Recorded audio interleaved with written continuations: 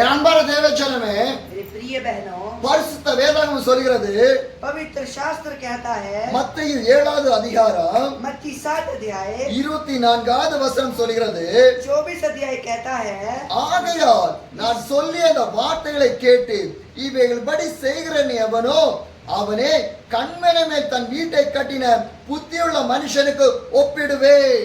इसलिए जो कोई मेरी यह बातें सुनकर उन्हें मानता है वह उस बुद्धिमान मनुष्य के समान ठहरेगा जिसने अपना घर चट्टान पर बनाया है. 24, 25, 26, 27 இந்த 4 வசனங்களை நீங்கள் வாசிக்க முடியுமா? इसलिए जो कोई मेरी यह बातें सुनकर उन्हें मानता है वह उस बुद्धिमान मनुष्य के समान ठहरेगा जिसने अपना घर चट्टान पर बनाया है. और मैं बरसा और बाढ़ आई और आंधियां चली और उस घर से टकराई, फिर भी वह नहीं गिरा क्योंकि उसकी नींव चट्टान पर डाली गई थी.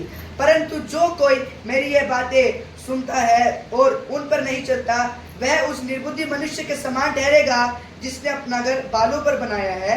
और मैं बरसा और बाढ़ें आई, आंधियां चली, उस घर पर टकराई और वह घर सत्यानाश हो गया. ஹalleluya. हालेलुया. என் அன்பான தேவஜனமே, प्रिय भाई और बहनों, மத்தேயு 7ஆம் அதிகாரம் 24 வசனத்திலிருந்து 27 வசனம் வரை நீங்கள் படித்து பார்த்தீர்கள் என்றால் 24 से 7 तक वचन में लिखा है, அங்கு 2 பேரை குறித்து கூறப்படுகிறது.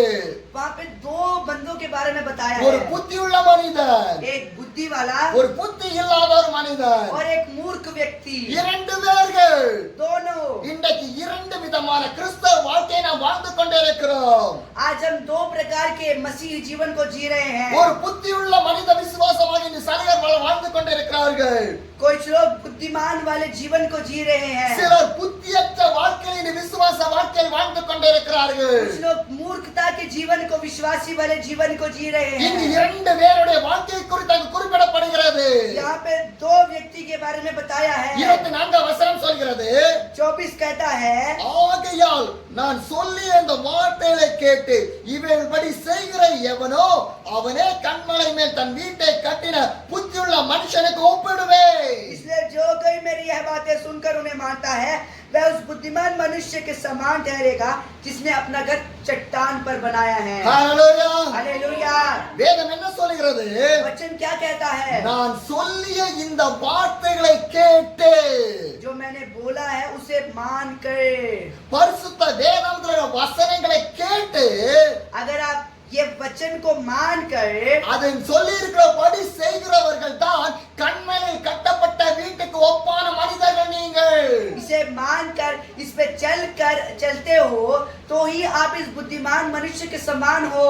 ஒரு வீடு கட்டப்பட வேண்டும் என்றால் ஒரு अगर வீடு अगर एक घर बनाना है ஒரு तो வீடு கட்டப்பட வேண்டும் என்றால் अगर एक घर बनाना है तो நல்ல ஒரு நிலத்தில் இடத்தை வாங்க வேண்டும். एक अच्छी नींव वाली जगह को ढूंढना அது है. சரியாக அஸ்திவாரம் போடப்பட வேண்டும். उसमें अच्छे से नींव को डालना है. அது பலமாக கட்டப்பட வேண்டும். वो बिल्कुल मजबूती से बनाना है. நீங்கள் சரியாக அந்த வீடை கட்டவில்லை என்றால் अगर आपने सही से वो घर नहीं बनाया तो மழை காலத்திலும் புயலிலும் உங்கள் வீடு சேதமடைந்து விடும்.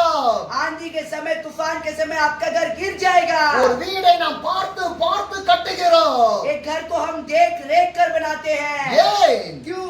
என்னுடைய தலைமுறை இந்த வீட்டில் வாழ வேண்டும். क्योंकि मेरी आने वाली पीढ़ियां इस घर में रहेगी. என்னுடைய குழந்தைகள் அந்த வீட்டில் வாழ வேண்டும். मेरे बच्चे तक इस घर पर அதற்காக रहेंगे. பார்த்து பார்த்து ஒரு வீடை கட்டுகிறோமே.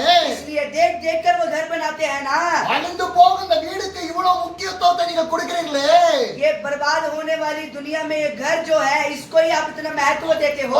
அழிந்து போகாத நித்திய வாழ்க்கைக்காக உங்கள் சரீரத்துக்கும் உங்களுடைய ஆத்மாக்கும் எவ்வளவு முக்கியத்துவத்தை கொடுக்கிறீர்கள். तो आपने देखना है जो आपकी आत्मा नष्ट नहीं होगी आप उसे कितना महत्व देते हो. இந்த வீடு ஒரு நாளைக்கு அழிந்து விடும். ये घर एक दिन नष्ट हो जाएगा. ஆனால் அழியாத ஒரு வாழ்க்கை இருக்கிறது. लेकिन एक जीवन है जो कभी नष्ट नहीं होगा, अनंत काल का जीवन இந்த है. சரீரம் மண்ணோடு மண்ணு போய்விடும். ये शरीर मिट्टी में मिल जाएगा. ஆனால் ஆத்துமா, लेकिन आत्मा, ஒவ்வொரு வாழ்க்கையிலும் ஒரு ஆத்துமா இருக்கிறது. हर शरीर में एक आत्मा அந்த है. ஆத்துமாவுக்கு அழிவில்லை. वो आत्मा को कभी नष्ट नहीं நிறைய है. பேர் சொல்றாங்க बहुत से लोग कहते हैं, மறுபிறவியில் ஒரு பிறவி இருக்குது. वो कहते हैं पूर्ण जन्म होता है. மறுபிறவியில் ஒரு பிறவி இருக்கிறது. वो कहते हैं पूर्ण जन्म होता है, वापिस जन्म लूंगा मैं. ஆனால் வேதம் சொல்கிறது लेकिन वचन क्या कहता है? மறுபிறவியை குறித்து जन्म के बारे में नहीं, நித்திய வாழ்க்கையை குறித்து பேசுகிறது. अनंत जीवन के बारे में बात करता है ஏனென்றால் वचन। மறுபிறவி ஒரு பிறவி இல்லை. क्योंकि जो वापिस जो जन्म लेने वाली चीज है वो कभी है ही नहीं। ஒரே முறை பிறப்பதும் ஒரே முறை இறப்பதும் ஒரே முறை உயிர்ப்பதும் தான் வேதாகமத்தில் சொல்லப்பட்டிருக்கிறது. एक बारी पैदा होना है, एक बारी जीना है और एक ही बार मरना है। ஹalleluya. हालेलुया। இயேசு கிறிஸ்து பிறந்தார், यीशु मसीह पैदा हुए, வாழ்ந்தார், जिए, ஊழியத்தை செய்தார், सेवकाई की, நமக்காக சிலுவையில் அடிக்கப்பட்டார், हमारे लिए क्रूस पर चढ़ाए गए, நமக்காக மரித்தார், हमारे लिए मारे गए, மூன்றாவது நாள் तीसरे दिन உயிர்த்தெழுந்தார், जी उठे। பரலோகத்தில் வீற்றிருக்கிறார். अभी वो स्वर्ग में है। உங்களுடைய சரீரத்தில் அவர் ஆவிய பரிசுத்த ஆவியானவர் இன்னைக்கு தங்கி இருக்கிறார். आज आपके शरीर में वो पवित्र आत्मा के रूप में बसे हुए हैं। ஹalleluya. हालेलुया। அன்பான தேவஜனமே, मेरे प्रिय भाई और बहनों, உங்கள் வீடு கண்மேல் கட்ட வீடாக இருக்க வேண்டும். आपका जो घर है ना वो चट्टान पे बनाया होना உங்கள் चाहिए। வீடு கண்மலையில் இருக்க வேண்டும் என்றால் अगर आपका घर चट्टान पे बनाया हुआ न चाहिए तो பரிசுத்த வேதாகமத்தின்படி வாழ வேண்டும். इस वचन के द्वारा आपको चलना है, जीना है। அதுதான் வேதம் சொல்கிறது.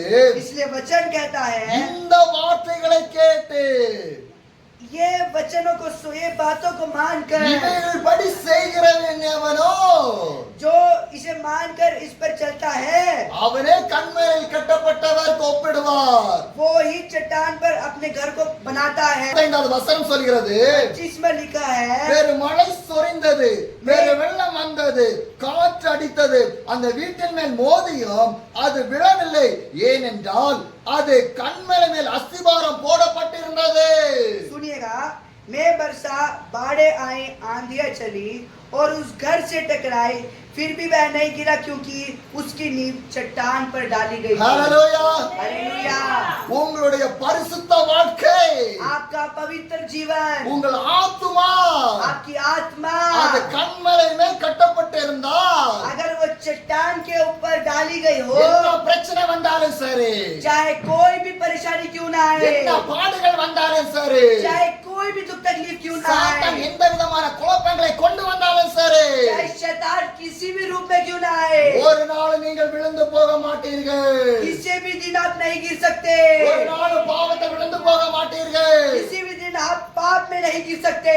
உங்கள் வாழ்க்கை தேவனுடைய வார்த்தையால் கட்டப்பட வேண்டும். आपका जीवन परमेश्वर के वचनों के द्वारा बना होना चाहिए। ஹalleluya. हालेलुया।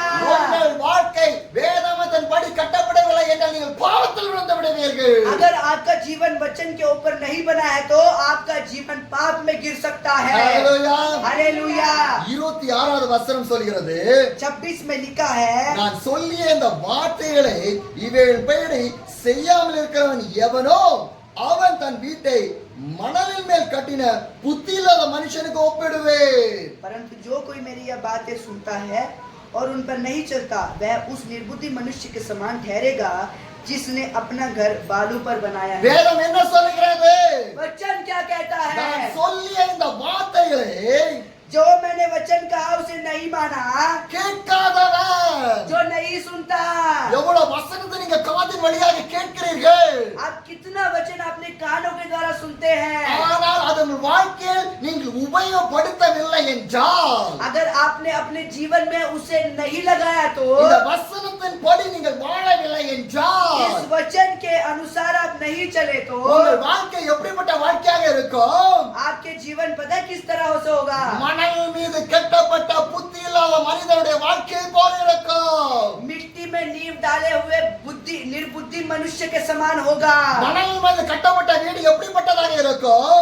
बालू के ऊपर घर बनाया तो कैसे होगा वो? 27வது वசனம் சொல்கிறது, 27 में लिखा है, और मेघ बरसा और बाढ़ आई और आंधियां चली और उस घर से टकराई और वह गिर के सत्यानाश हो गया। என்ன சொல்கிறது வேதம்? क्या वचन कहता है? புத்தி இல்லாத மனிதன் निर्बुद्धि मनुष्य மணல் மீது கட்டப்பட்ட வீடு बालू के ऊपर जो घर बनाया है, வசனத்தின்படி சரியாக வாழாத ஒரு மனிதனுடைய வாழ்க்கை वचन के अनुसार क्या है, वो सही से एक मनुष्य अपना जीवन नहीं चलता। அவனுடைய வாழ்க்கை எப்படி இருக்கும் என்றால், उसका जीवन कैसा होना चाहिए? பெருமழை சொரிந்து பெரு வெள்ளம் வந்து காற்று அடித்து அந்த வீட்டின் மேல் மோதியது, அது விழுந்தது. उस निर्बुद्धि मनुष्य का जीवन देखिए कैसा है। मैं बरसा, बाढ़ आई, आंधियां चली और उस घर से टकराई, वह गिरकर सत्यानाश हो गया। ஹalleluya. हालेलुया। உங்க வீடு கண்மலையில இருக்கணுமா இல்ல மணல் மீது கட்டப்பட்ட வீடாக இருக்கணுமா? तो आप भली भांति सोचिए, आपका घर चट्टान पे होना चाहिए कि मिट्टी पे होना चाहिए? உங்களுடைய வாழ்க்கை கண்மலையில் இருப்பது கட்டப்பட்ட வீடாக இருக்கணுமா, உங்கள் வாழ்க்கை மணலில் கட்டப்பட்ட வீடாக இருக்க வேண்டுமா? सोच के देखिए, आपका घर चट्टान पे होना चाहिए कि आपका घर रेत पर होना चाहिए? உங்கள் விசுவாசம் கண்மலையில் கட்டப்பட்ட வீடாக இருக்க வேண்டுமா, உங்கள் விசுவாசம் மணல் மீது கட்டப்பட்ட வீடாக இருக்க வேண்டுமா? सोच के देखिए, आपका विश्वास चट्टान पर होना चाहिए कि रेत पर होना चाहिए? எப்படிப்பட்ட வாழ்க்கையில் இருக்க வேண்டும்? किस प्रकार आपका जीवन होना चाहिए? இன்றைக்கு ஒரு முடிவெடுங்க. आज एक निर्णय ले நான் लीजिए। கண்மலையில் மேல் கட்டப்பட்ட வீடாக நான் இருக்க வேண்டும். मैं चट्टान के समान अपना घर बनाऊंगा। இயேசுவின் வார்த்தைகளுக்கு கீழ்ப்படிந்த வீடாக என்னுடைய வீடு இருக்க வேண்டும். यीशु के बातों को मानकर मैं घर बनाऊंगा। சத்தியத்தை விட்டு விலகி போன வாழ்க்கை அல்ல, सत्य को छोड़कर वचनों को छोड़ने वाला जीवन नहीं, ஜெபத்தை மறந்த வாழ்க்கை அல்ல, प्रार्थना को भूलने वाला जीवन नहीं, பரிசுத்தத்தில் வாழாத வாழ்க்கை அல்ல, पवित्रताई में ना जीने वाला जीवन नहीं, பரிசுத்தமுள்ள வாழ்க்கை, पवित्रताई वाला जीवन, விசுவாசமுள்ள வாழ்க்கை, विश्वास वाला जीवन, உண்மையுள்ள வாழ்க்கை, सच्चा जीवन, ஜெப நிறைந்த வாழ்க்கை, प्रार्थना वाला जीवन, வேதத்தை படிக்கிற வாழ்க்கை, वचन वाला जीवन, வேதத்தின் படி நடக்கிற வாழ்க்கை, वचन के अनुसार चलने वाला அப்படிப்பட்ட जीवन, வாழ்க்கையாக என் வாழ்க்கை இருக்க வேண்டும். ऐसा आपका जीवन और मेरा जीवन होना चाहिए। நானும் என் குடும்பமும் சத்தியத்தில் வாழ வேண்டும். आपका परिवार पूरा सत्य के ऊपर चलना चाहिए। அன்பா தேவ ஜனமே, ये मेरे प्रिय भाई அப்படிப்பட்ட ஒரு வாழ்க்கையாக வாழுங்கள். एक ऐसा जीवन आप அதுதான் தேவன் பிரியப்படுகிற வாழ்க்கை. ऐसा जीवन ही प्रभु चाहता है आप